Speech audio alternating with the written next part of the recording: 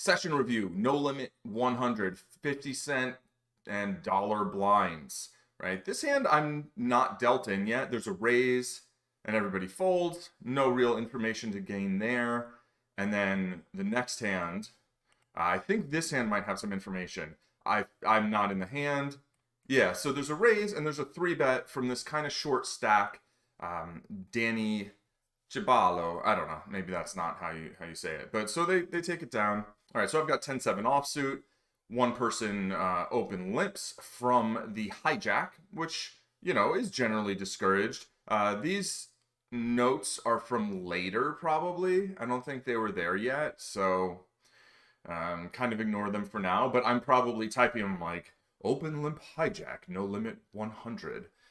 Making that note here, right? Is that what it says? Oh, yeah. So fish, I don't write fish. I just use the fish bones because it's visual, right? So I'm not saying you're a fish, like you probably shouldn't open limp, but like, hey, you can open limp and play really well the rest of the time, I guess, if that's your choice. Now, this player who 3-bet the previous hand, yeah, they there might be some spoiler there in my note that popped up, but anyway, what they have done is they have jammed over the $1 call for $28.79. That's what we call a non-standard play. Having a short stack and jamming, just playing an open jam or fold strategy, is a thing, but I don't think that usually happens at 29 blinds. So this is highly suspect, right? So they do that, okay, we fold. So they've 3-bet 2 hands in a row. Let's see the next hand. So even the hands when I'm not really involved, we're still gaining reads, right? So this player's called again. Now this player's overcalled, so it's not like they're just jamming every hand, literally. 10-7 offsuit is not a very good hand, so I am going to go ahead and pitch it. And now we get I should have made a note of this. I might not have been paying enough attention, right? If I'm playing multiple tables, I'm not going to see every hand. But seeing some hands that I'm not involved in still has value, right? You don't have to see every hand to get some value. Each data point is of use, but it needs to be interpreted in context for basically what we can get out of it. So this $5 raise is reasonable. I might even go a little bigger with 2 callers, but I don't think it's, really bad or anything. Then this player limp re-raises to 9. So they sprung the trap, but it's like a really small trap. It's like a little mouse trap, but like on a big bear who's like, what's this thing on my toe? So this player's probably going to call. And then the flop comes 10-8-4, which honestly, like, I don't know how much this hits either of them, right? Like pocket pairs like pocket fours don't seem that likely. 10-10, 8-8, I might think those are more likely for the first raiser.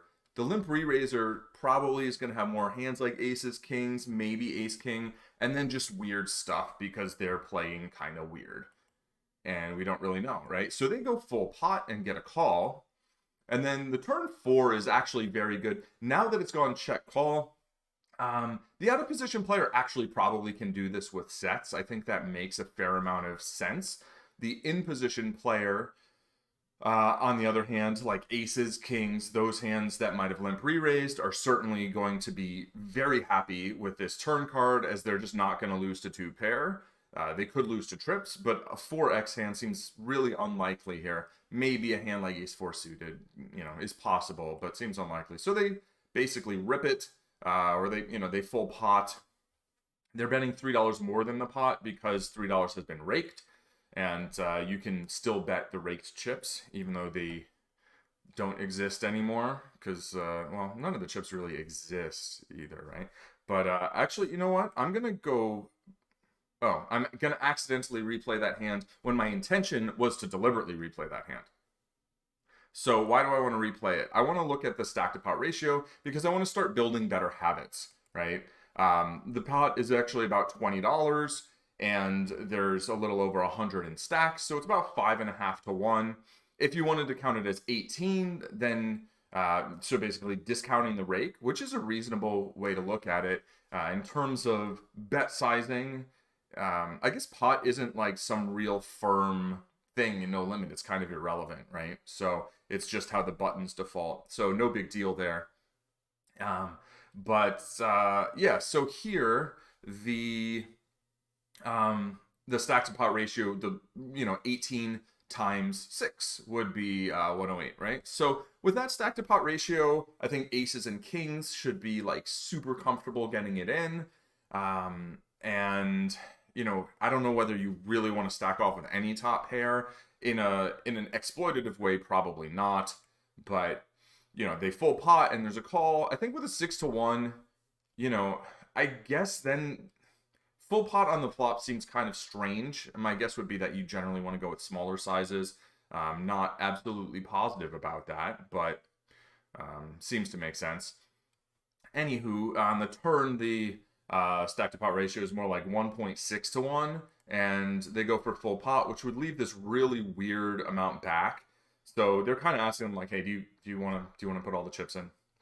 But not actually putting all the chips in themselves. So it's like Doyle Brunson said, the key to success in No Limit Holdem, A.K.A. the Cadillac of poker, is to put a man to a decision for all his chips. I don't know why I said that in like a little bit of a sort of New Jersey, like New York kind of accent, which, I mean, I'm from New York and I lived in New Jersey, but that's not exactly generally my default accent. But instead of like Texas, but what with Doyle Brunson being referred to as Texas Dolly and being from those parts. All right, but whatever. I regress. Okay. I've got ace-7 of diamonds on the button, and we have a jam again. We have a limp and a jam. And so, and I think that spoiler popped up, but again, I didn't see it, so I'm not going to address it because it's for a hand that hasn't come up yet. But when you see someone 3-bet this often, and they have these open jams, I think a hand like ace-7 suited can be tempting. In certain lineups, against certain players, if they're jamming like any two, I think you could theoretically rejam with a hand like ace-7 suited. You're going to be blocking a lot of the really big hands your opponents can have. I mean, you could run into a bigger ace. Some of those might even fold, and you might get heads up against like queen tray or whatever. But yeah, I'm not ready for that yet. And I think it's easy to get out of line. Like, just seeing this many shows, I don't think we want to be committing 30 blinds with our ace high. And, they've taken down another one without contest. So, that's something to notice. Next hand. All right, queen deuce offsuit, that's just garbage. There's a button raise, and then they get 3-bet again. So these two are tangling again. Kind of small 3-bet size, right? Usually, maybe this is pot sized, but usually from the small blind, when you're going to be out of position, you want to make a larger raise sizing. One of the reasons for the larger raise sizing is you're going to discourage flops, so you're going to play fewer flops out of position. Another one is when you do get called, the stack to pot ratio is going to be smaller. Smaller SPR means a smaller positional disadvantage. So using the larger raise sizing out of position helps mitigate one's positional disadvantage. And yeah, that's that hand. There's something to learn from every hand, except when like everybody folds, and then you're like, oh, maybe these people play a little tight. Okay, so 5s, pretty standard open from the hijack. I make it 2 1/4, and yeah, this is just my raise size. This is what I'm going with now. I had been going 3x back on Ignition. I kind of actually, I don't know, maybe different raise sizes are less of a concern on a site with screen names, right? Ignition, I was always like, well, people could recognize who you are from your bet sizing if you have some very characteristic bet sizing. Here, 2 1/4, like, the rake is pretty bad, so maybe I might start thinking about going like 3x or 2.87, which is like 3/4 pot. This is easy. You just hit the half pot button, and it's also kind of a raise sizing and will lead to pot sizes post flop that will come up frequently, like in higher stakes, because this is probably more like what you want to do in higher stakes.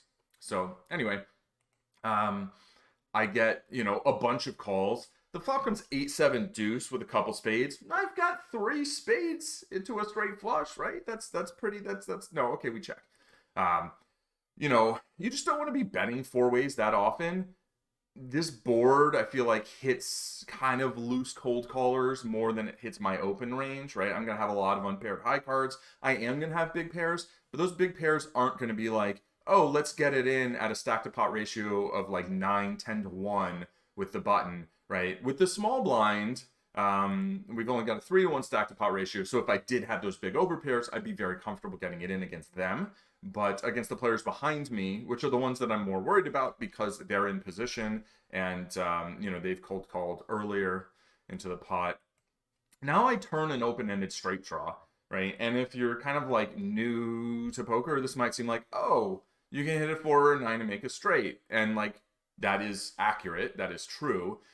But it's not going to be a very good straight. It's going to be what we call a one-liner, right? Where any 5 makes a straight. And this player has decided to go ahead and bet 3/4 pot. Now, we've seen them take kind of large bet size aggression already.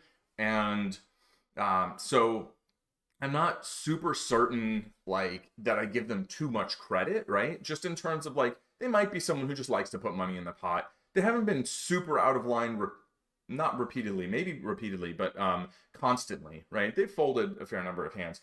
But on this board, like my 5-5 makes it harder for someone to have a straight. It's hard for them to have 5-4, but it's still possible. It's hard for them to have 9-5, but it's still possible. 9-5 not so likely. But like 10-9, there's still 16 ways to make 10-9. 4 of them suited, right? So it's very easy for my straight to not be live. Also, somebody could have like pocket 10s, and if I hit a 9, my straight's no good. So this is just a super clear fold.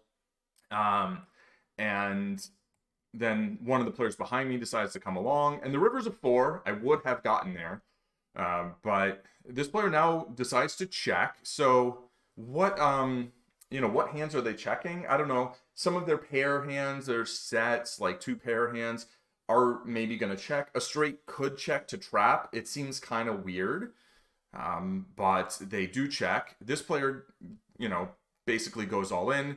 Some people would say they put them all in. That is one of my biggest poker pet peeves. Is one's like, I put you all in. It's like, no, you don't. Like, only I can put myself all in. Like, it's a way of saying things that I find very irritating. It's very aggressive, but in a in an inaccurate, very presumptive way.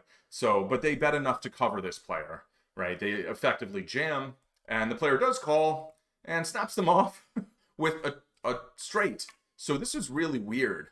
This note was jams for 30 BB several hands in a row. All right, so I had made a note of that tendency. So it's not really so much of a spoiler. That's something that we have already noticed in this session replay. But so they flopped the bottom end of the straight, on the flop they had a gut shot, backdoor flush draw, and 5 high.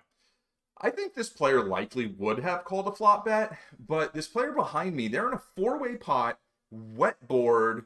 They have middle set, which is kind of the best set to have, unless you're going to run into top set, because you're unblocking top pair, right? Somebody can have ace-8, 9-8, 10-8 suited, stuff like that. So I think they really missed a bet on the flop. Then bink, bink goes the turn. To 8 high straight, they decide to lead out, I guess like for protection or something. Just seems like I'm trying to get in their mindset. Like, they're betting for value. They probably have the best hand. I think it's a good bet. But why did they bet there? And then they check the river. Very tricky. This player's betting for value. They think a set of 7s is good, and they're going to get a call from like a pair, 2 pair or something from this kind of, a little bit odd player. And they do get a call, but not the call they want. And of course, we'll go through, and then they get $66 from the pot. Okay. I am going to be involved in some of the hands, I promise. I mean, I had 5s that hand, and I would have chopped, but it wouldn't have been, it wouldn't have been a profitable call in my estimation. With the player behind me, I don't know, I guess they still wouldn't have raised. But yeah, so now we get another one of these jams, right? And this is where I was like, whoa, okay, they really like doing this. So let's keep an eye out for that. 10-5 suited, not going to get tied, tangled up here. I think this is the sort of hand that's just very tempting to overlimp, but it's not a very good hand, right? I mean, if you can get all in for 3 blinds heads up, like, okay, it's fine, right? Like, in terms of equity, it's fine. It's suited. It's very much not connected, right? you can make any straight except for a 10 high straight or a 9 high straight, sorry. But um, yeah, it's just it doesn't play well, right? It's two disconnected cards out of position multi-way. It's just not a call in my opinion. I think that's one of the mistakes that I think more and more like decent players make. You can like be a good player, or like legit good player, and just think that like that's a good hand to play there, and I think it's probably not. Um, Mostly because of reverse implied odds where you're just not going to be able to play it that well post flop. In Limit Holdem, I would call for those pot odds all day long. At least in the past, I would. Like any two suited, really, I would. Although now I think modern theory is like you fold a bit more hands in those spots. So, yeah, let's see. We've got this hand. What happened? Somebody must have raised. All right, I'm going to go back. I distracted myself. Just before the flop. Oh, no, nobody raised. Okay, it was limped around. That was the 10-5 suited hand. Check. There's going to be a bet and a call. The stack to pot ratio is very large, right? It's like 20 something. So we don't always need to like think about it in a discrete, get it down to a number or like 2, 5, 6, 10 decimal places, but having an idea of it. And they decide to go ahead and bet. Maybe they have a 10, maybe they have an 8, maybe they have a draw. The 10 hits a lot of draws. I'm not sure why this player would lead out multi-way on that board and then check fold that card. Maybe they have something like a 4 or pocket 5s or 6s. I don't know. It's a little odd, but maybe they were hoping that they would get heads up and be in position. So now we have an open limp from this player. And this board, I'd say, in general, would favor a big blind range because they can have all the 2-pair combos. They can have any of the 5-4. However, the open limper, I think, is fairly wide here, so they're going to have a lot of those hands as well. Their 2-pair combos probably have to be suited, and then they're not going to have a lot of hands that whiff some of the bigger overcard hands. So they decide to go ahead and raise. Certainly hands like 4 or 5 are possible, straight draws, flush draws, sets, 2 pairs, and just like maybe some 1-pair hands go ahead and do this. Now they lead out over here. Like, what makes sense to do this? I think most of the good hands going for a check raise makes sense unless this player really likes to check back. I would expect this player to continue with their aggression, although we did see them check with that 5-4 suited, but I'm not going to take too much away from that. Yeah, anyway, this is just like when they lead out here, they could be trying to kind of set a price with a draw, bluff with a draw again. They also could have a hand like 3x of spades. That would make some sense. If they have something as big as a boat, I think they should definitely be going for a check raise or even a check call and try and let them get there. But they lead out, and then they bet half pot on the river. A hand like ace-3 of spades looks pretty good here, but I think like a 3 or some like weird draw that took a really weird line is what makes the most sense. We don't get to see what they had, and we move on to the next hand. I'm in the cutoff. I have ace-2 offsuit. That's not a hand I play here. I think another thing that like not like good players, but sort of trying to play well, but not really there. Players are just like, it's very common to overvalue ace-x, right? Just like ace-deuce off. Even ace-x suited, although ace-x suited is way better because you're going to have, some nuttiness, right? You can make some nut flushes and flush over flush someone. So ace-king-king, not a board that should hit, the blinds very hard. Either of them can have some weak king x for sure. And we don't know enough about them to know whether they could check a hand like king, queen, king, jack. Aces, kings, ace, king, those types of really, nutty hands. I don't think either of them should really have it all. Doesn't mean they absolutely can't, but it seems unlikely. Our ace of spades looks really good here, just in terms of an ace probably being good, and we're blocking nut flushes and all that jazz. My guess is that they both have close to nothing. Maybe someone hit a 6 or something on the end, or a 7. So they had a 7, they hit a 7 on the turn, but they're not really trying to get any value from it. Hard to get value from anything with a 7 there. You are chopping with all the other 7s because the ace is there with the kings. You have kings and 7s with an ace. So that's that hand. sooner or later, pretty soon, I think, I'm actually going to have some hands. Not this one. All right, king five, we're going to fold. We've got this person going off again for stacks, right? This is a nice squeeze spot. I mean, there's a raise, there's a cold call, there's a call.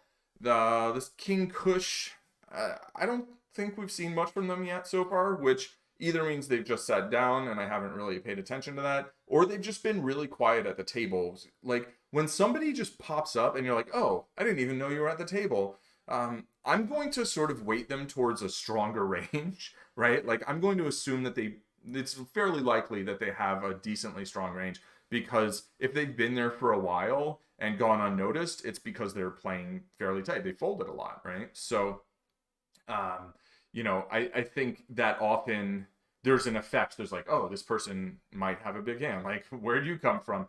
And these two players are like, whatever, I don't care. And then this player's like, I really don't care. I'm going to jam. Everybody's going to fold. And, they're just stacking chips, just not even seeing flops. So, that's not a bad way to live. I've got king seven offsuit, garbage hand, very clear fold. We're going to get a blind versus button scenario, which is a super common, very important situation in short-handed limit hold'em especially, but we haven't seen a lot of that in this game. To me, that says that the game is good, right? There's a lot of cold calling, there's a lot of limping, a lot of multi-way pots. 10, 9, 8, rainbow. This is, both players are going to hit this pretty well. I don't think you're going to be c-betting anything like range, so their check doesn't strike me as particularly strong. There's a lot of, overcard hands, 1 over 1 under hands that might just give up.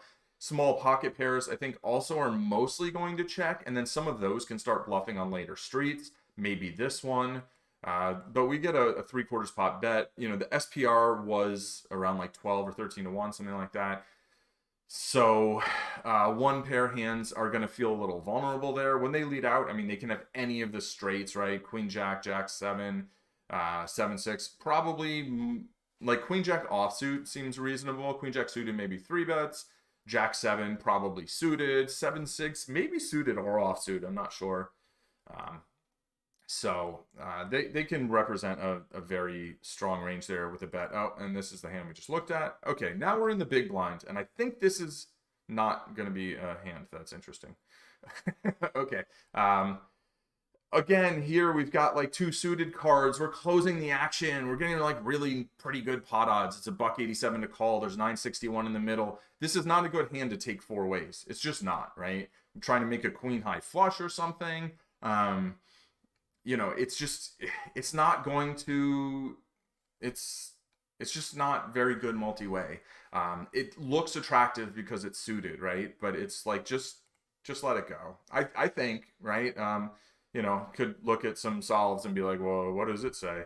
And if your opponents are like really loose and wild and in certain game conditions, I could see why you might want to call it if the raise size is small, especially. If it was like a min raise, but against anything remotely reasonable in terms of ranges, no.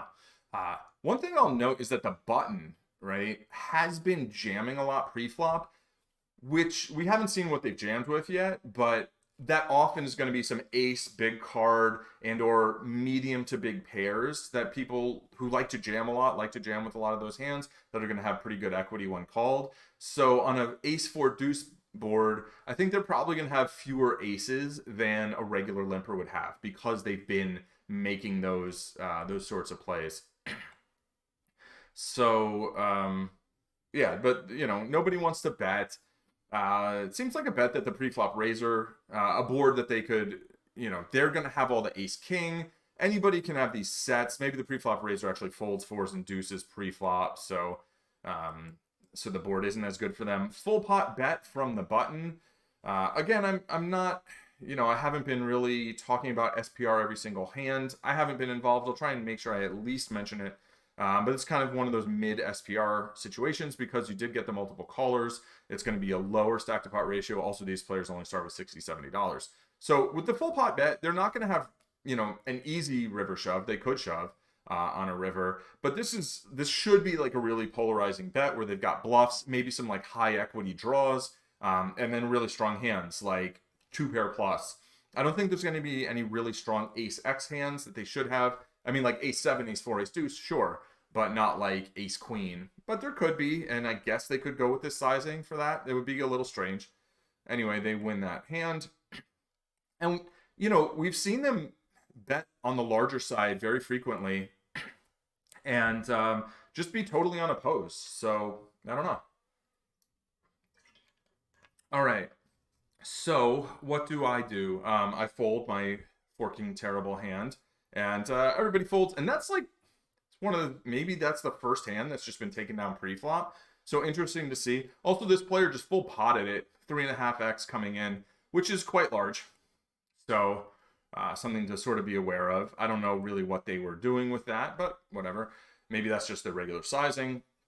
I've got garbage on the button. I'm going to fold. We're going to get this three-way pot. The stack to pot ratio here, it depends on, you know, who's the effective stack, but to the shorter player, it's like 7 to 1, right? And to the larger player, it's more like 11, 12, more, you know, something like that to 1. So this type of board, who was the raiser? This King Kush, right? So 10-9, 10-9 off and suited are probably in the big blinds range. 10-9 suited, you know, all the sets, the overpairs, those are certainly going to be possible for the cutoff. This player decides to half pot it. I think on a board like this, having some donk leads where you bet into the pre-flop raiser, three-handed probably makes sense. I would not be surprised if that's like fundamentally sound. And it also makes a lot of sense just exploitatively, where I think they're going to check back on a board like this fairly often because it's so wet and it connects with like a small blind cold call range and a button defense range, big blind defense range.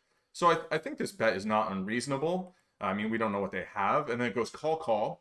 So when this player flats, I think straights are very unlikely. Overpairs certainly possible. Hands like ace, queen, king, queen. I think these are very reasonable flatting hands because, you know, it's a straight board already, right? I don't think you want to be popping those hands. There's flush draws, there's straight draws. You know, a hand like ace 10 is a double gutter, king 10's open-ended. And then the small blind decides to just call as well, which to me feels like it could be a hand like queen 10, jack 10. They could also have some, you know, straighter flush draws as well. I would definitely put those in their range. And we catch a deuce, or we're out of the hand, but a deuce comes on the turn, and now it is like queen jack 8 deuce. It's a brick, but it's a brick that people are going to continue on more than other bricks, I think, because it brings in a backdoor flush draw, right? Now there's two flush draws on board. So I think with your good hands, like sizing up a little bit makes some sense. Definitely continuing to bet with the like the nuts, and if you have a set, I think a set's probably good here. If you were the better, I think you would have gotten raised by a straight on this very wet flop. The stack to pot ratio is now 2.5 to 1 with the pre-flop raiser, and between the other two players, it's a little over 4 to 1. So I think something like pot, or even pot and a half, maybe makes some sense in terms of sizing. Everyone's like, no, what pot? I don't want to bet. And then the river's a very interesting 2 of spades. So the flush draw came in on a card that's very unlikely to give someone a boat unless they flopped a set and, like, I think the cutoff, the player in position who raised pre-flop, if they have a hand like queen, queen, jack, jack, 8, 8 that decided not to raise the flop, I think they certainly could have bet the turn feeling very safe that it's like, it's unlikely I'm up against a straight at this point because I think my opponents would have played it more straightforward. But the out of position player could have something like 8-8, maybe Jack-Jack, but I don't think there's going to be a lot of full houses here. So if you just made a flush, particularly a nut flush, it feels like a very comfortable spot to go for a value bet. Maybe you can't go super huge because boats are still possible, but I still think, you know, somewhere between half and full pot, probably not like an overbet or anything. I think with the flush makes sense, and nobody wants to bet. So I'm going to say like Queen X or Jack X is probably going to win this hand. Like this player could win with like Jack something, and they could have like King 10 and I don't know, Ace 10 and whatever. But maybe someone has a Queen. I would be tempted to value bet a queen in position. Like if this player had ace, ace, king, king, or even like ace, queen, maybe king, queen, I think you could probably go for some, thin value there, which I don't think is all that thin given the action, right? The board maybe looks scary if you have an overpair. You have aces and then there's a straight and then the river brings the flush and a potential boat. But like, I think aces are good here, like almost always. Yeah, there's the king 10. There's, okay, ace 8. That might win, but I think this player's going to have like jack 9 suited or something, or ace jack. Okay, king 10. Wow, 2 king 10s, and the ace 8 takes it down. So that's interesting. Aces were definitely good here on the river. Kings are maybe a better hand to bet because, I mean, I would bet both. Anyway, enough of that. But yeah, I think that was a fairly interesting, instructive hand. Those sorts of hands are difficult to put in a solver. I do have Monker solver, which can do multi-way, but I don't really have enough RAM to do it comfortably, and I need to make assumptions kind of about. It's trickier to make range assumptions, right? So I've got king 10 of hearts. This person goes like full pot, which is a larger raise size, and I might have folded here because of their raise sizes earlier. I don't hate a cold call. I don't think 3-betting against this larger size is great. Against a smaller sizing, I think 3-betting's kind of okay. Should be done some of the time. I've got the larger card on the left, which means I'm going to lean towards the more aggressive action. What do? I fold. I think this is basically because, I've got king 10 suited, which is a little bit marginal here, and their raise is on the larger side.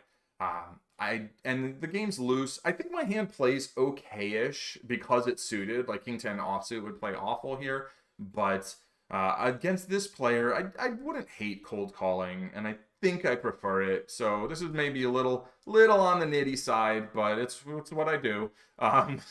King 3 deuce rainbow. So right now my hand is like a premium bluff catcher, right? Where there's not that much that somebody can be earnestly value betting that I could beat, right? But I beat all of the bluffs, and my hand has robust equity, I would say, because the ace is the only overcard. I've got a backdoor flush draw. I guess technically I have a backdoor straight draw, but anyway, what happens here? Let's see. They decide to bet fairly large. Again, stack to pot ratio here for them is like 7.5 to 1.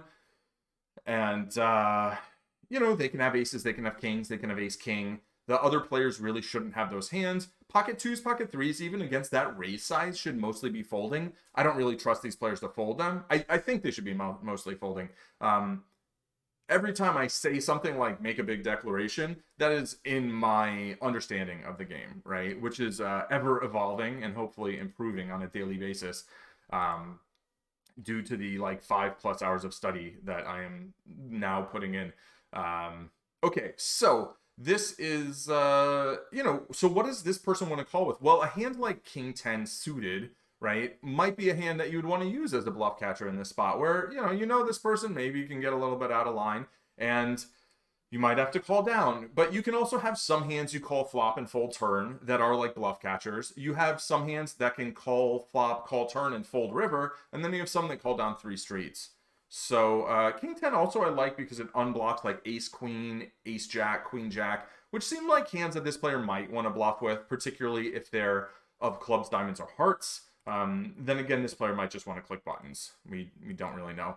The 5, I don't think changes much. Pocket 5s are a hand that could have been floated in position. Out of position player could have fired with 5s, maybe any of the pocket pairs between 3s and queens. The smaller ones generally want to fire more than like queens or jacks because you just don't gain that much.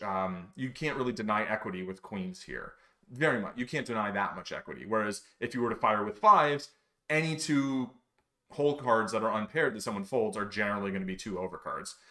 Ace 4 did get there, which ace 4 suited, I guess, is possible for either player. Ace 4 offsuit seems unlikely, but could be a thing. They decide to bet half pot, and then we'll click it back one time. So actually, just before that, we'll look at on the turn, the stack to pot ratio is less than 3 to 1. It's like maybe 2.5 to 1. With the effective stack is the shorter one, right? That's how it works. So they decide to half pot it, which would leave a $52 pot on the river. And if we look at their stack's going to be 54. So they're going to have a very comfortable river shove if they were to do that. I think hands like aces, kings, ace, king could think about playing this way.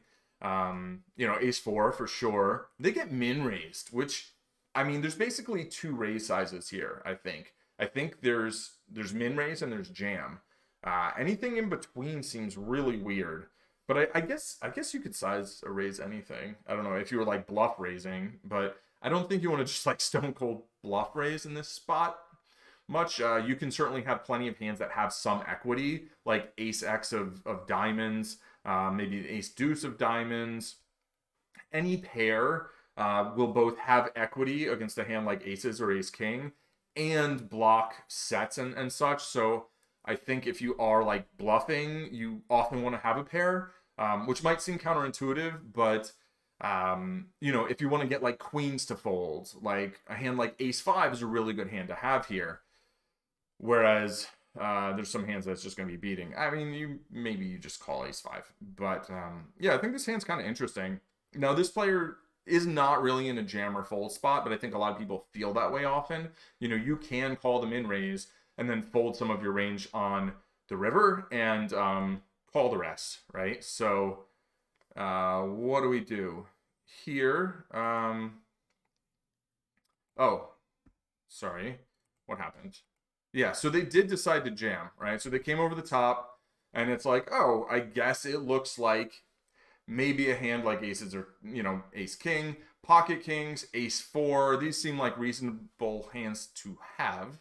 Ace five, I was saying was an interesting bluff. I meant that more as the bluff, the first raiser, not as a jam.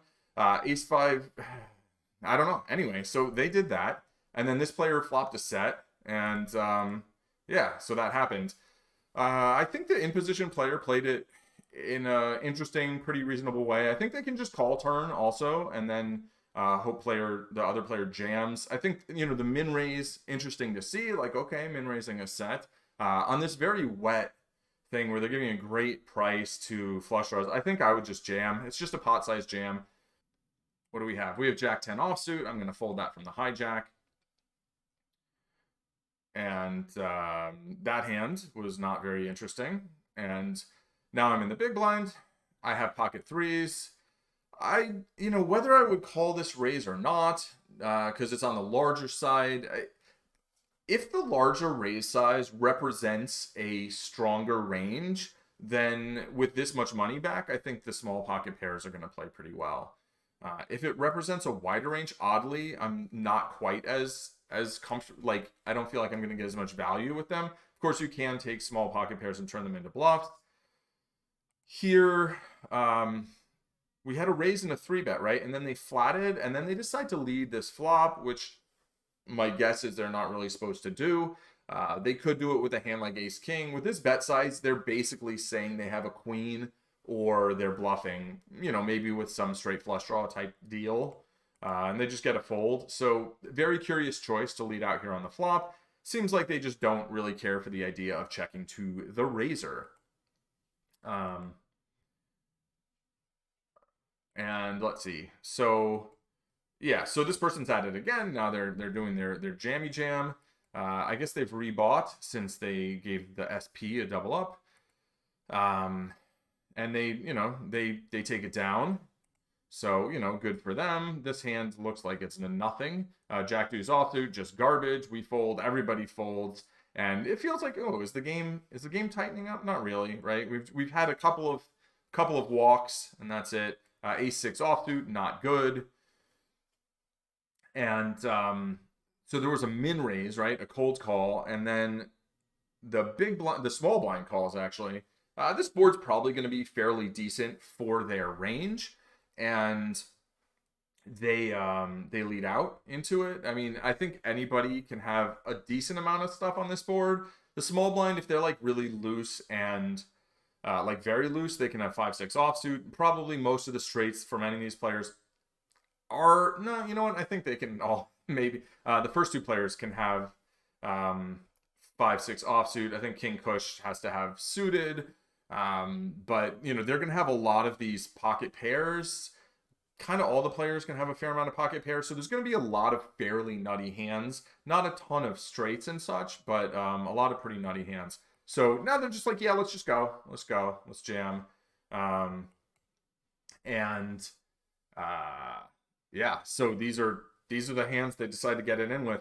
Now, if you've seen this player jam this many times, so 10-7 offsuit is just fold it pre-flop, right? Even if somebody's very loose and wide, if you're in the small blind, this is not a place to mess around with 10-7 offsuit. But if you're gonna see this flop against this player and you've seen how they've been playing, I think this is a good call. Like I mean, it's wild, right? But it's like, I mean, like they've got so much stuff. I want to dial it back about from a good call to like, it strikes me as a reasonable call. I think it's a reasonable call. So they drill a 4 on the turn and they win. So yeah, that's how that goes. For deuce, not a lot to say with that. We have a full pot side raise and then a min raise. So this is a little odd, right? But I mean, as you can see, this person's like min raising the small blinds, like what? And yeah, and then the flop comes ace, ace, 6. Like, okay. I mean, what do they even min raise? Like, either of these players, I think ace, king seems pretty weird for the button. Ace, ace seems pretty weird for the button. But all the other big hands seem pretty reasonable for the button. And the out of position player, like they could have ace, king, they could have ace, 5. The 10 of diamonds is kind of a big, like, I don't know, is it a blank? Like, I don't think there's a lot of flush draws here that check flop and the other player checks, but they're certainly possible. Like, yeah, the board's paired, but you've only got 2 cards. With 4 cards, like, flush draw not very good on paired board. 2 cards, still pretty good. So we just get check, check, and now they decide to bet. What are they betting on a queen? I mean, hands that improved can be king, jack, queen, queen. They could have flopped quad aces and just decided not to bet until now. And this player calls. They could have like a weak ace X. They could have a small flush. They could have a hand like king, queen, queen, jack, and maybe even like king 10 and want to call down against this player. So 10 jack, yeah, king 10 would be a money call down here. King deuce, not as money. So yeah, I mean, I'd rather turn this into a bluff on the turn. I'm all for king high call downs. I saw that 9 high call down. And I'm like, yeah, limit hold'em player approved. But I think king high is a little optimistic, just with all these big cards on board against the 3-better. Even if it's like a min 3-bet, I still think, like, I don't know, they're going to be weighted towards like accidental value. Even like, I don't know, what are they doing on the river? Are they value betting? Are they bluffing? I don't know, but like, but they got value, deliberately or not. So again, we get a limp, and now it's a smaller raise size. You know, definitely on the small side after a limper. I won't talk as much about the ranges now. Like, yeah, they just bet and take it, right? We'll go into more just like narration mode until we get involved. Ace 5 offsuit, pretty garbage against limpers. Even more garbage against a raiser against limpers. Flop, in position player is going to have all the aces, kings, ace, king. Either player can have a bunch of other kings. They just bet half pot and take it down. Curious choice for the half pot sizing. Seems a little large to me for the king 6-3 flop in Hold'em. So I don't know if that's exploitative or if it's just lazy. Either one is fine. And we just fold our garbage, and it's a limped pot. And yeah, so when they bet, you know, they can have things like jack 9 or 6-9 and have just gotten there. They can also have, you know, queen jack and some other straight draws that didn't get there. And they can definitely have some 1-pair hands. They decide to call the turn. This player leads out, so I'm gonna say they probably turn 2-pair straight, or like have like picked up a flush draw with something. I don't know. We never know. We never get to see. Sadness. Okay. This is a tiny pot, so they just do that, and so they're still being weird, right? This This is going to become relevant very soon, pretty soon. I mean, soonish. All right, in a little while. There's a raise and a cold call, and so they lead out. And the stack to pot ratio is like 15 to 1 or so here. So, we're pretty deep, or they're pretty deep at this point. And there's gonna be play on every street unless they decide to just like rip the turn. Some King X could bet here, some Queen X could bet here. I feel like Jack 10 and stuff are gonna bet here some. Like a king, it just feels so weird for them to lead out with a king, but they could. In position, I would be calling with a lot of my good hands. The bet is on the larger side, but like if I did have a king, I might just kind of let them just bluff at it. But at the same time, I feel like if you click it back to this player, they might, kind of whack out. So I don't know. Now they check, and I think in position can bet with a lot of, kind of drawing hands. I think this player does take a stab and then fold sometimes. Although if you do have a hand like Jack 10, like you're beating a lot of random bluffs, except for ace high. And they go pot on, or not pot, they go, I guess, like half pot on the river after betting the turn, peeling flop. I think you can do this with a king.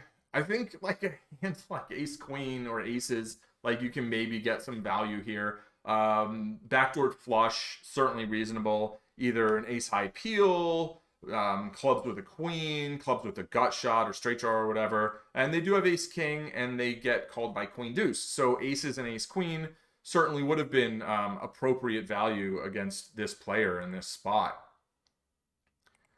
All right. Next hand is going to be basically nothing. I guess spoilers. So I have 9-8 off. I check it, and we check, and it checks through.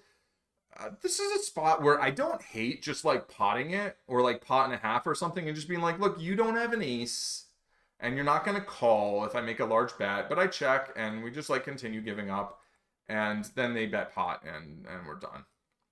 So maybe they could have overlimped some weak ace and have something like that there and check it twice. I don't know. But overall, I think these are spots when the board's paired, or sometimes when the turn like pairs the board and nobody was interested on the flop, and the turn kind of like this 10 doesn't change much. It can give someone a pair of 10s, but if you bet large, like a pair of 10s isn't going to feel that good. And as the big blind, I can just have any combo. So I like taking stabs from the big blind there fairly frequently. All right, 5-4. We are going to just pitch that. And again, we see this person with these big jams, which is a little interesting. Poker is a game of patience where you make an observation like that, and it might be half an hour later, 5 hours later, a week later, if you take notes, or like 6 months, that then that observation, pays off. Okay, so they lead for full pot, and, against a donk in this spot, I am going to call with 7s most of the time. But there's a couple things here. One, they bet full pot, which A, suggests a stronger range. B, it cuts down the pot odds, right? So I need a better hand to continue. The second thing is that 7-7 is blocking 7-8, 7-5, 7-10, a lot of the straight draws, which would be their bluffs. So unless they're like betting full pot with middle pair, bottom pair, they could have some of these smaller straight draws. There still are a lot of straight draws. I think I just went ahead and folded it, which is on the tight side, but it's bet size dependent, right? If they had bet half pot or third pot, I'm certainly continuing that hand. And my guess is like a solver's like, yo, you gotta continue that hand. Like you can't fold that there. But I feel like against loose passive players, I'm trying to remember what we have seen. We've seen them bet with bottom pair though on like Queen Jack 8. They let out into the preflop raiser with Ace 8. That was multi-way. They didn't. I don't think they didn't pot it. They like half potted it there. So maybe this is too strong to fold. Also, I do have a backdoor straight draw, right? One of the upsides of blocking straight draws is you often have a backdoor straight draw of your own. So maybe that's a little too tight. I'm not sure. It's definitely, I'm adjusting to the bet size, but maybe I'm over adjusting. So again, they're going off for just rip the stack in, just put it in. It's like, oh, please let me pick up a hand sooner or later. Let me pick up a hand. That's not a hand. That is 4 deuce. That's not a hand. And then we get a raise, a 3-bet. And what, are they going to just rip it? Yep, there it is. Like, I don't even remember this hand. I'm just looking at it going like, yeah, that's probably what happens. You know, what are they going to have here? They can have some real strong hands. They can, you know, aces, kings, queens, jacks. They can have sets, 2-pair hands, like top 2-pair.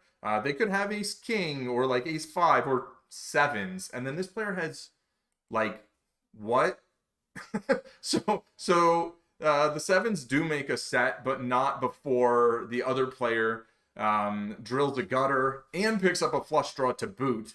So pretty hilarious there. You know, great value shove with your 7s, but it didn't work out. Sad day for you. Okay. Next hand. 4-king folds. And then they jam again. And then here we are. Okay, now we're going to play a hand.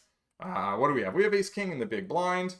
There's a raise. There's a cold call. This player now jams, right? So, I mean, maybe this is just like super straightforward. There's not that much to talk about. But having, against certain players, like, I don't know, this might not be the best spot. We have a pre-flop raiser who can have all the good hands, right? I'm blocking aces, kings, ace, king, but they can still have them. We have a cold caller who probably has a bunch of junk in their range. We don't really know what they do with all of their good hands because we haven't seen them 3-bet a whole lot. And then we have a player in position who we know is going to have a super wide range. So if we didn't know that they had a super wide range, if they could have a really strong range, I'd probably still make this play, but I felt way more comfortable doing it having seen that those other hands. And I'm just like, yeah, let's just put the chips in. I mean, there's not really a reasonable, like, I could call and I could make a smaller raise size, but the smallest raise size would be to like 37 or 38. And if I do that, yeah, 38. So if I make it 38.81, I think, like, I can't fold to a jam, right? I mean, that would be pretty terrible. So given that, I think I really, you know, it's just a jam. So I jam, and they have 5-9 offsuit, or I rejam, right? They jammed, I rejam, and we take a flop, and it's a pretty good flop, but I still got to fade a 5 or a 9, which I do. I even make a unnecessary pair of aces and you know, win a pot, which is basically the first significant pot I've played at the table. I think that's the first pot I've won at the table. Anyway, okay, so there we are. We'll go through a few more, and I think there's like one more interesting pot to come up. All right, Jack 8 suited. So that our friend has now left us, sadly. We have taken the last of their chips, but at least we got them, right? At least we got some chips. We're going to fold this. Lady Luck, who hopefully is a piano player, decided to, or, you know, it could be a lucky numbers. Anyway, the big blind defends. There's check. There's bet. There's a call. You know, Jack 9 suited, certainly possible. I mean, they could have 8-8 and have a set. I mean, Queen 10-10 also are kind of sort of their sole province. Maybe 10-10 flats in the big sometimes. You know, aces, kings aren't going to be thrilled on this flop, but they still might bet, especially with a club. They're not going to mind this turn if they have a club. Out of position can have some flush draws. They're going to check raise a fair amount of flush draws, especially like the combo draws. And yeah, and they bet again.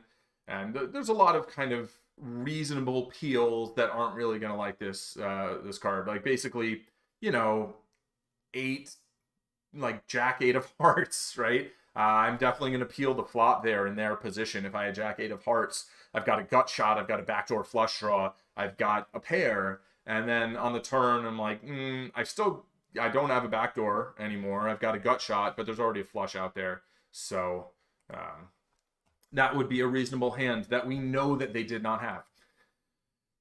Let's see. Jack 5, we're just going to fold and not much happens here. All right, so what was the, let's go back to the action, I guess. I'm I think I'm fading a little bit. It's kind of difficult, like talking through every single hand without taking a lot of breaths, but it feels good actually, in terms of like practicing sort of narration and then thinking through ranges and yeah, mostly like thinking through ranges and thinking about how I want to approach a hand. It doesn't really matter whether you have cards or don't have cards. Every hand at the poker table, this is one of the things about live poker that I think the players who get really good at some point in their career spend a period of time paying attention to every hand, right? Paying attention to all the hands they fold, thinking about what they could have in hands where like all the hands, right? You always want to have an idea about your range, but thinking about situations that aren't happening, there's just a ton to think about, and observing how our opponents act, like seeing, okay, that person is shoving a bunch. Do I get to see what they're turning over, right? Or do I not get to see? And if I don't get to see, what does it feel like the frequency is? I think there's always a ton that we can learn from every situation, right? And so I think I know when I first started playing poker, I had a super high level of focus at the poker table. When I went and played online, oh, okay, it's story time. When I went and played online, I started multi-tabling. So I stopped paying attention to every single thing that happened at the table. And then when I went back to live play, I think my ability to one table had been reduced, right? I wasn't as comfortable, or I just didn't feel the need to focus on every hand. It wasn't as easy. It wasn't natural, because I had developed a sort of like, well, once you're out of the hand, you just kind of, you mentally rest, because if you're playing 4 tables, 6 tables, 12 tables, 14, however many tables, you need that mental rest between folds. Like, you can't constantly be paying attention to everything because you're making 1,000 decisions an hour, perhaps literally, perhaps more than that. Whereas at a live poker table, maybe you've got 30, 35 hands an hour, say even 40 hands an hour to kind of take the most it could be. Maybe on average you have 2.5 decisions a hand, right? Maybe 100 decisions an hour, which is like almost a decision every minute. But 1,000 is like closer to a decision every second. And so there's this decision fatigue, I think. And the more we can kind of automate certain decisions, like our pre-flop decisions or our we see our c-bet decisions. Oh, that's just a board that in this spot I always c-bet, right? I think that can really help us play, and that's something I want to work on doing a little bit more. But at the same time, having sessions, having times when we're really focused in and paying attention to every single hand, everything that's happening at the table, I think is also super valuable and can help us kind of kick our game up to the next level. And some of those players who go through that period of time of paying attention to everything then might be able to kind of not pay as much attention, and then just like as soon as they see it, right? I see this in chess. Like, if you watch like Hikaru Nakamura like play chess online, like sometimes it's like he's barely paying attention. He's reading the chat. Oh yeah, very funny chat, and then he's like da da da da, and he's like, are you trolling me? He's like, it's not a flex, but like he's like sitting there interacting with the chat, and then he looks back and like, oh, okay, boom, that's the move. And he doesn't have to be sitting there looking, calculating every line, because he's done that like as a kid for decades, right? And so I think the process of getting a skill to a certain level really involves a very high level of engagement. And so that's kind of what I'm practicing here, is trying to be super engaged with every hand. And so right now, kind of feeling that slip, I feel like it is necessary. Like maybe take a beat, right? Take 5 minutes every hour. I've seen that as advice, and I've done that, and I've had better results when I do that. And I have friends who've done that and had their best years playing poker, just taking 5 minutes off every hour. And it's like, well, that's expensive, right? If you think about, well, 5 minutes, that's like, it's not quite 10%, but it's like maybe 8% of the hour, I think. That sounds right. And it's like, well, aren't you going to lose 8% of your money? Plus, when you sit out and then sit back in, there's some, frictional costs and blah, blah, blah. But like, the ability to play at that higher level can overcome that. I mean, I'm not saying you're going to double your win rate, but you're going to, not only are you going to play better while you're playing, I think you're going to be able to play longer by taking those breaks. So I have to remind myself to do that, and I'm reminding you all to do it. So here we are. I am on the button, and I have folded. There's a 4x raise from the small blind, which for a while I was doing stuff like that. Now I'm going 2.5 instead of 2.25. 3 I think is fine too. 4 is a little big, but they're a little deep, and they're against kind of a loose, a creative player, shall we say. So I don't hate it. Now they check this board. This board is like super good for their range. Aces, kings, ace, king, like any board with an ace and a king on it, basically the player who raised last is going to have a big advantage. So checking here is a little odd, but that's not to say that you should. No, I'll take that back. I'm not suggesting you should bet range here, but I think you are allowed to use the larger bet sizings, and I think you should bet with a reasonable frequency. I'm a little curious what the actual equilibrium will be. We might not run any solves today. I don't know. It doesn't seem like there's a large demand at the moment for that, but yeah, we'll kind of do what the people want. But here, ace king 3, they can have some ace x hands that are like smaller ace x. They can have some king x hands, some, I think, flush draws, like straight flush draws, ace king. Those hands should go big. I think ace actually sometimes goes smaller because it's blocking a lot of the hands that can call it. Half pot bet from in position. This could mean like anything. I mean, it could just mean like, oh, you're checking, maybe I can win the pot. For value, there's certainly, ace 3, 3-3, some other ace x hands, and a lot of legit semi bluffs, as well as maybe just some air. The 5 is pretty brickish, right? For the 4x sizing pre-flop, I wouldn't think that 4 deuce is going to be too much of anyone's range. I wouldn't put it past the big blind to call the suited version anyway. I think they might fold offsuit because they're not playing like 100% of their hands. Check, and then the river's a 3. So the river, this counterfeits all ace x except for ace king, ace 5, right? Or ace 3. But ace 4 and ace queen, ace deuce, these are all the same hand now, right? You've got 3s and aces with a king. So, you might be able to try and move someone off a chop for an ace. Not a lot of 3x and out of positions range. I would not expect. It's notable that the 3 is a club, so it is of the flush draw. So you couldn't have flopped a 3 and a flush draw. You could flop a 3 and a backdoor flush draw. In position could maybe bet like 3 whatever of hearts on the flop. Out of position maybe could have a hand like queen 3 of hearts and peel. I think that's a stretch, but it's possible. For the 4x sizing, like I think queen 3 suited is just a muck. But anyway, out of position, like I don't think they should be betting a lot here or often. I think a small bet with an ace trying to get called by a king is reasonable. And I think check calling a king is also reasonable. So they bet half pot, which seems kind of like what their larger bet size should be. Like I don't think they should have a lot of like slow played hands that turned into boats here. And then they get called. I think calling down with a king is reasonable. An ace, unless you want to try and raise it and like bluff someone off a chop, make it like $40 or something obnoxious, which would be pot size, right? 24 plus the pot, and it'd be 20, 39. Ace queen, okay, but so the thing is, ace queen, like I guess they're trying to get value from king x, and that's fine. I think half pot is fine. Instead they get value from 5x. Yeah, so their line's fine.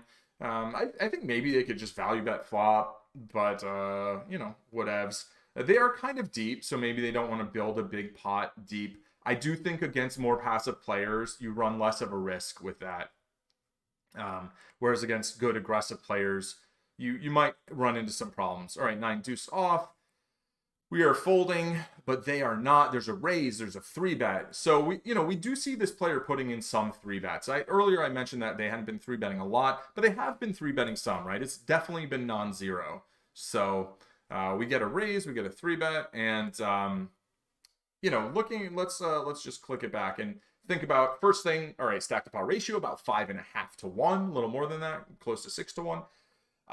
Jack 10 7 is, there's a straight out there. There's somebody could have a straight. 9 8 of suit, I'd say either player can have, right? That's going to be fairly equal. Aces through queens, I'd say out of position has solely in their range. Both players, I think jacks, 10s, 7s are possible. In position might 4-bet jack, jack, 10, 10 sometimes. But against this player, I think they might be a little more inclined to flat at this stack depth. So I would discount those somewhat, but not a lot. And this is honestly, if I put a hand in a solver, this would be the one. Um, yeah, Jack 10 7. A hand like Ace Jack, Queen Jack, I'm not sure how much those hands want to put in. This is being this little bit deeper, I think makes a difference in terms of how much. And if I do run a sim, I might run it with a couple of different like a couple of different stack sizes. Look at this stack size in this SPR, and then the normal stack size they would have like 81, so we'd have more of like a 4-to-1 SPR, right? So look at the difference between 4-to-1 and 5.5-to-1, or 8-to-1 even, right? If the stacks were significantly larger. I think that would be interesting, and maybe let's do that. But I think I'm not up to like doing super long streams yet. So not that it would be super long, like it's pretty short. Okay, so full pot. What does full pot mean? Well, they could have a straight. They could have a set. They could have top 2 pair. They've got some huge draws like ace king, ace queen, king queen. Maybe queen 9 or king 9. All of those clubs, right? 10-9 of clubs, maybe 10-8 of clubs. These are like really big draws. Maybe, ace 10 of clubs, stuff like that. I think having a full pot range here might make sense. It might maybe a little smaller than full pot, like 3/4 or 2/3 or something. Having at least a half pot range makes sense. I remember seeing on like a Jack 10-8 board that the small blind in spots like this can just like open jam a bunch of hands, which is really weird. But that was with a smaller, SPR. But yeah, so this is interesting to say the least. And then in position, what are they calling with? Well, a set maybe just wants to call. A big combo draw, right? A nut flush draw, particularly like ace 9 of clubs, ace 8 of clubs. I feel like ace king of clubs probably 4-bets pre, ace queen of clubs maybe flats, ace 10 of clubs, 10-9, not 10-8 of clubs. Straight draw, a made straight could flat here and then rip the turn. The stack to pot ratio is going to be about 1.5-to-1 on the turn. So you could go for a big overbet jam, or you could piece it off into a couple of streets. I think once the flop is like full pot, I think turn it's going to have a fair amount of like overbet jams. And then here comes the flush, and they go half pot, which if called would leave about a half pot on the river. So going like pot half is a little curious, but okay. Now, if you did have a set in position, I think you would want to call. You're getting good odds. I think if you jam and get called, you're not in great shape. I don't know. Maybe you jam a set. You certainly don't fold, as far as I'm concerned. A straight is like taking a deep breath now. Like, does the out of position player have a straight, and that's why they were like, oh, let's bet a little less? I don't know. Are they thinking about how to get their stack size in the most efficient way? Probably not. They're probably thinking about what they feel like betting at the moment. And then in position, like, what are they doing now? With a straight, like maybe they're just calling and letting out of position bluff off. Maybe they're jamming a straight. In general, I don't think we're folding a straight here at equilibrium against a loose passive. I don't know. But I do think some sets are maybe in the out of position player's range. It feels to me kind of maybe like a straight or like an overpair, like aces or kings with the club. Of course, they could have also made a flush and like they were bluffing on the flop, and now they're like, oh, I got there. I'll bet a little smaller. So hard to say, but we don't get to know. They fold. So clearly they did not have the nuts in position. All right, we're going to do 3 more hands here. We've got 9-4 suited, and we're not going to play it. And here, 9 deuce deuce, like Nobody should have too much deuce X, like ace 2 suited. I guess any of these players could have. Out of position is on the... They've been, fairly reasonable so far, so I wouldn't expect them to have much besides ace 2 suited. Maybe like a king 2 suited. I don't think they're calling like 2-4 suited and stuff like that. Maybe the button has some other combos of, maybe they have ace deuce offsuit. I don't know.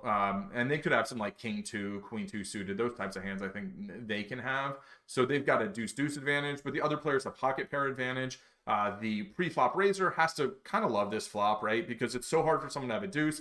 9-9 is only one combo if they know my cards, but they don't. So it's 3 combos. And then, tens plus, which probably no one else has much of. That's 30 combinations of hands that are just very nutty and unblock the 9, right? That's what's so good about... That's why tens are so much better than ace 9. Like, even if your opponent never has tens, ace 9 is going to run into a weaker 9 33% less often, 1/3 less often than tens. Well, tens will block 10-9. So there'll be a little bit off of that, but like 30% less. It's significant, right? You don't want a 9 if you're trying to get value from a 9. So a hand like kings is brilliant here. But it looks like it just checks around. I think this player could just like, I don't know if range bet, but I think they should probably c bet pretty often. I mean, this is just the driest of the dry. The 3 is the brickiest brick that has ever bricked. And out of positions, like, let's bet half pot. They could have any kind of pocket pair. They could have a 9. 9 should surely bet for value here and feel very good about it. And they just get 2 folds. All right, the next hand looks like nothing happens, except I am going to raise my 7-9 suited and actually just, like, take it down pre-flop. Like, whoa. So, yeah. Glorious. Okay. Last hand of the day, and it's a doozy, I think. I actually don't remember it. Oh, well, okay, aces. I don't remember what happened, but I can see what the results are in terms of pot size or whatever. So here, I've got aces. I'm going to raise it up. I get called, and then I go ahead and put in the 4-bet. Now, we are a little deeper, so let's just step back to here, right? Starting stack I was about 124, which is the effective stack, right? Both players cover me, which is, it's not that big a deal, but it we're a little deeper. So I could open a little larger in theory, but I'm pretty much just going to keep everything the same at these stacks. It looks like pot size, right? Pot size 3-bet from the big blind. We've seen them 3-bet a decent amount. So in terms of 4-betting, like a precise number, I'll try and come up with it now. About 2.25x, 2.2x, something like that. But then I probably am going to stack on the 2.25. So 2.2 would be 9 times 2. That would be 18 plus 180, so about 20 plus the 2.25, so about 22, right? 22.50, somewhere in there. I go 24, which is slightly larger. With the deeper stacks, I think it's fine. I certainly don't think it's bad. I think against a big blind like this, going even a little bigger, like 27, would probably be all right as well. If I get the 1 call, we'll have a stack to pot ratio of about 2-1. So I do get the 1 call, and the flop comes king, queen, 9, right? And they check it to me, and the sort of afraid of big bet games Limit Holdem player in me is like, oh, there's a straight out there, and like they just called the 4-bet, so they can have queen queen and 9-9, and they can have jack jack and 10-10, which are like blocking the straight and stuff. And but then the sort of more having studied solvers and the more grounded in poker theory version of myself is looking at this board and being like, okay, first of all, the stack to pot ratio is 2-1. So my threshold for getting it in here shouldn't be nearly as high as if it were like, let's say we had $1,000 in our stacks and the stack to pot ratio was 20-1. Well, I'm suddenly a lot less excited about pocket aces in this instance, right? 1 pair at, 20-1 stack to pot ratio, not that good. 2-1 stack to pot ratio, pretty good, right? Pretty good. So That's the first consideration, right? The second consideration is I'm the pre-flop four better. I've got all the aces. I've got all the king king. They probably shouldn't have king king. Maybe they do. Maybe they should, but maybe they don't, right? A lot of people five bet it, but maybe some people don't five bet at all. But so I've got pocket aces. I got pocket kings. I can have pocket queens, I think. Ace king, certainly possible. King queen suited, probably flats. Jack 10 suited, maybe sometimes goes for the four bet. But four betting ranges can just very often put in like a quarter pot bet with range. So I put in a quarter pot bet with range and they just call. Okay. And then the turn's a 9. It's like, oh, they could have made trips. Like if they had a 9, they could have peeled with a 9. They could have like 10-9. But again, the stack to pot ratio is now like 1.2 to 1, right? So I'm thinking, you know what? I basically am committed to this hand. And I mean, sure, if I make a small bet and then this player ships, maybe I can get away from it. But, and you know, that sort of fear-based player in me, that voice is thinking like, oh, maybe just ship it. And then you don't have to make any more decisions for the rest of the hand. But like, you know, I've got the ace of diamonds. I'm blocking nut diamonds. So I'm not going to get value from like a flush draw. Or I'm not going to run into a nut flush draw, so I don't have to worry as much about that. If a diamond does come off, I know they don't have a nut flush. Of course, they could have like, you know, king jack of diamonds or something, king 10 of diamonds. Those are reasonable, I guess. But then I put in a what? Why isn't it? Okay, there we go.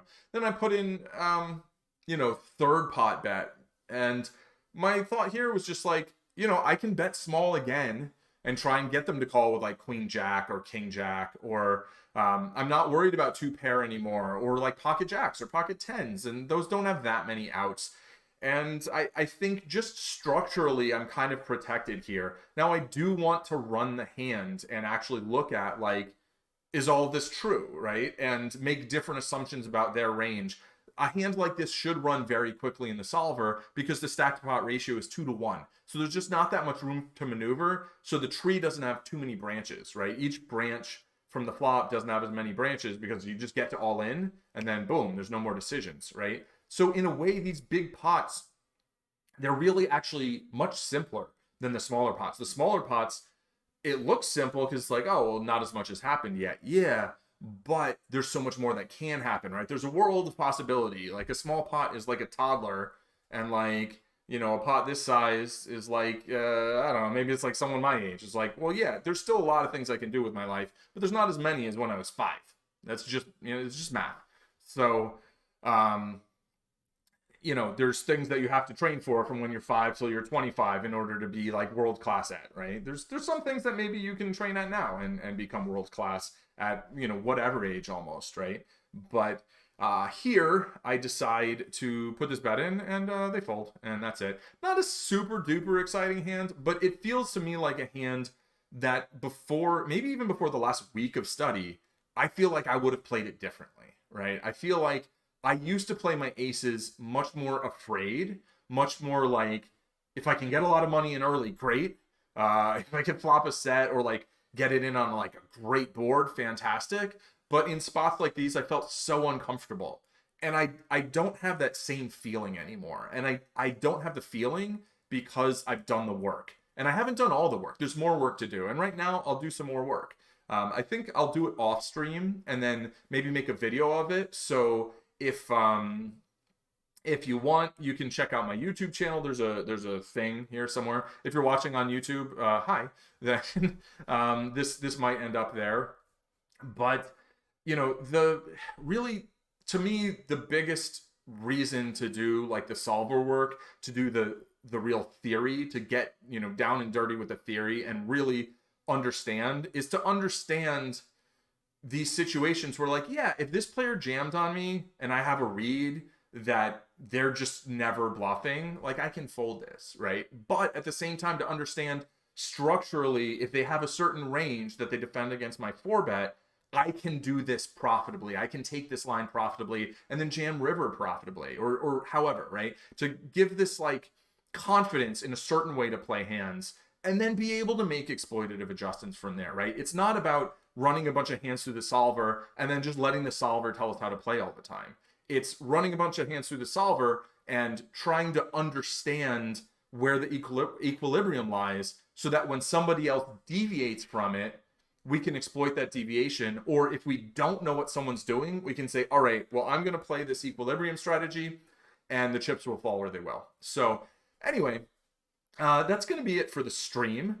Thanks to Fat Memorite for coming and heckling me about playing the Cretinous two card version of Hold'em, as opposed to Omaha Hold'em, which is the full name. This Texas Hold'em, where they just don't deal enough cards. But I've actually started enjoying No Limit Hold'em again more than I had been. So that's been fun. And thanks for anybody who's been hanging out and lurking. I do have a lurk command. You can now hit !lurk, and it'll say you're lurking. It doesn't really do anything, but I don't know. It's fun. It's a Twitch thing. So yeah. And if you're on YouTube, thanks for watching on YouTube, and like, subscribe, yada yada yada. And I'll be trying to do this every morning, 10 a.m. I'm just trying to establish habits. Get up, do some poker in the morning, hang out a little bit, and kind of start my day right. And, feel free to join me, whether it's to, get into the details of the poker discussion, or if it's just to hang out and say what's up. Always welcome. Or to come and hang out and not say what's up. Also welcome. So, yeah, without further ado, I will go do something else. Probably run some Sims and make a YouTube video. All right, pieces.